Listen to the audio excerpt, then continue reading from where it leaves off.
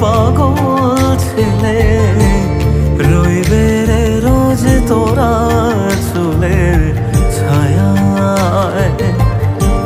তুই নাকি মাসার বোঝনি, তোর কাছে নয় কিছুই কঠিন। তোর ওই দুটি চরণ তলে থাকবো আজীবন। শ্যামা মা তোর চরণ ধরে থাকতে দিস রে জন।